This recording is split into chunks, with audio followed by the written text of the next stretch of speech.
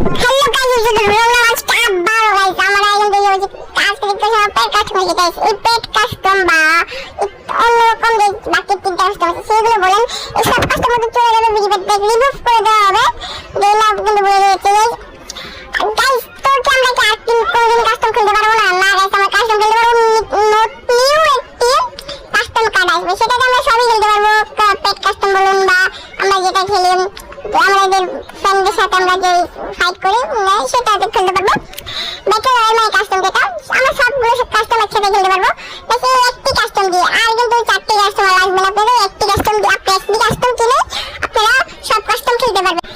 আরো গাইস আমি এই ভিডিও যে কাস্টম ভিডিওটা দিতে কিন্তু অনেক দেরি হয়ে গেছে, আমি সবাই লাস্টে দিয়েছি।